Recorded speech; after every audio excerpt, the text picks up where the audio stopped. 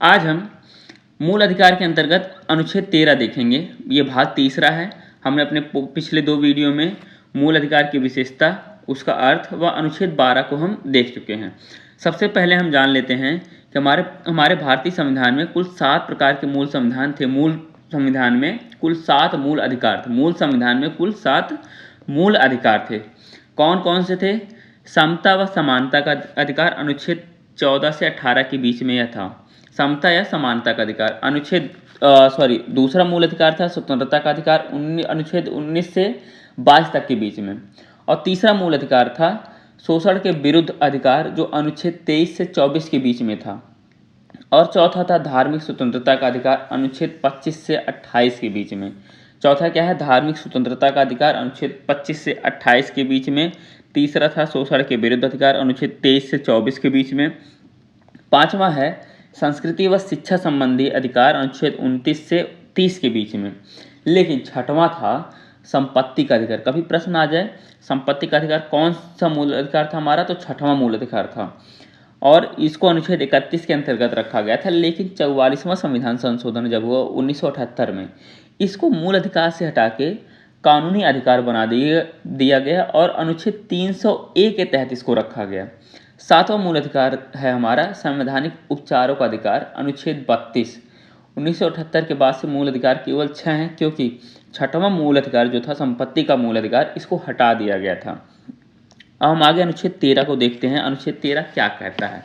अनुच्छेद 13 हमारा क्या कहता है? भारतीय संविधान का अनुच्छेद 13 मौलिक अधिकारों यानी कि मूल अधिकारों की रक्षा करता है। या किस प्रकार से करता है, ये आप आगे देखेंगे। क्या कहता है अनुच्छेद 13? संविधान लागू होने से पहले के जितने भी कानून थे, यानी जब संविधान हमारा लागू हुआ था 1950 में हमारा जब संविधान लागू हुआ, तो संविधान लागू होने से पहले जितने भी कानून बनाए थे अंग्रेजों ने, फिर भारत सरकार ने, अगर वो किसी मौलिक अधिकार के खिलाफ हैं तो वो अमान्य होंगे, वो रद्द हो जाएंगे, उनको नहीं माना जाएगा। और क्या कहता है? संविधान लागू होने के बाद भी अगर कोई नया कानून बनाया जाता है और अगर वो मौलिक अधिकार के खिलाफ है तो वो भी रद्द माना जाएगा। क्या कहता है? यदि कोई कानून, यदि कोई संविधान नियम जो है संविधान लागू होने से पहले बनाया गया था और जो मौलिक अधिकार के खिलाफ था, तो वो भी रद्द माना जाएगा। और अगर कोई ऐसा कानून बाद में बनाया जाता है, जब संविधान लागू होता है उसके बाद बनाया जाता है, जो मूल अधिकार के खिलाफ हो, तो वो भी रद्द माना जाएगा। आसान भाषा में कहें तो अनुच्छेद 13 हमारे मौलिक अधिकारों की ढाल है। ये सरकार को रोकता है कि वह सरकार ऐसा कोई कानून न बनाए जो नागरिकों के मौलिक अधिकारों का उल्लंघन करता हो। उदाहरण, अगर कोई ऐसा कानून बना दिया जाए जो बोलने की आज़ादी छीन ले, तो वह अनुच्छेद 13 के अनुसार अमान्य हो जाता है। अनुच्छेद 13 2 हिस्सों में बटा है। कौन कौन से 2 हिस्सों में बटा है? आर्टिकल 13(1) संविधान से पहले के कानूनों पर लागू होता है। अनुच्छेद 13(2) यह संविधान लागू होने के बाद के कानूनों पर लागू होता है। अनुच्छेद 13(2) क्या कहता है? अनुच्छेद 13(2) सरकार ऐसा कोई कानून नहीं बना सकती जो मौलिक अधिकारों के खिलाफ हो। इस अनुच्छेद के कारण ही सुप्रीम कोर्ट के पास अधिकार है कि वो ऐसे कानूनों को रद्द कर सके।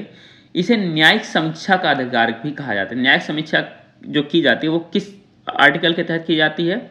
कौन उसे शक्ति प्रदान करता है? अनुच्छेद 13 उसको शक्ति प्रदान करता है। क्या संविधान प्रश्न आता है, क्या संविधान संशोधन विधि है? अनुच्छेद 368 के अंतर्गत क्या संविधान संशोधन विधि है या नहीं, ये प्रश्न है।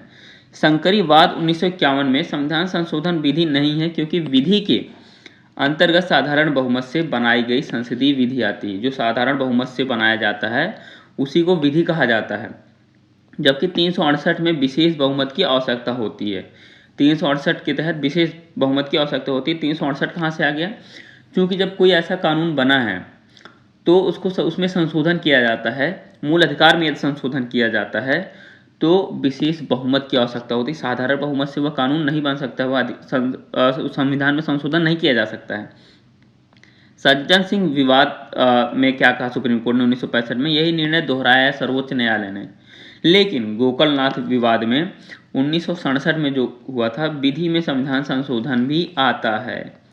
अनुच्छेद 13 क्या कहता है? संविधान के अनुच्छेद 32 के तहत उच्चतम न्यायालय, किसके तहत? अनुच्छेद 32 के तहत उच्चतम न्यायालय और अनुच्छेद 226 और अनुच्छेद 226 किस अनुच्छेद 32 के तहत उच्चतम न्यायालय और अनुच्छेद 226 के तहत उच्च न्यायालयों को मौलिक अधिकारों को प्रवर्तित करने की शक्ति प्राप्त है। किसके तहत? अनुच्छेद 13 के तहत ही। उच्चतम न्यायालय एवं उच्च न्यायालयों की इस शक्ति का आधार अनुच्छेद 13 है।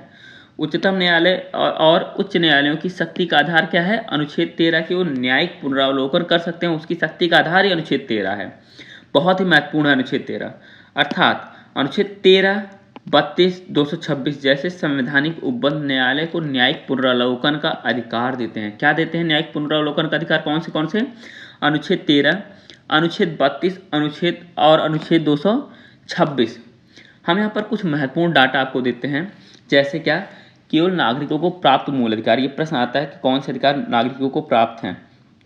अनुच्छेद 15, ठीक है, अनुच्छेद 16, अनुच्छेद 19 और अनुच्छेद 29 और अनुच्छेद 30, यह सभी अधिकार जो हैं भारतीय नागरिकों को प्राप्त है, विदेशियों को प्राप्त नहीं है। लेकिन इसके अलावा जो हैं वे अनुच्छेद जो हैं वे नागरिकों के अलावा व्यक्तियों को भी प्राप्त हैं, यानी विदेशियों को भी प्राप्त हैं। और हम जान लेते हैं कि ये नकारात्मक और सकारात्मक दोनों होते हैं मूल अधिकार। पर नकारात्मक किसको कहा जाता है? राज्य की शक्ति पर निर्बंध प्रतिबंध लगाते हैं। कौन कौन से आर्टिकल जो है राज्य की शक्ति पर प्रतिबंध लगाते हैं? अनुच्छेद 15, अनुच्छेद 14, अनुच्छेद 16, अनुच्छेद 20 और अनुच्छेद 21। यह जो है नकारात्मक मूल अधिकार कहे जाते हैं, क्योंकि यह राज्य की शक्ति पर प्रतिबंध लगाते हैं।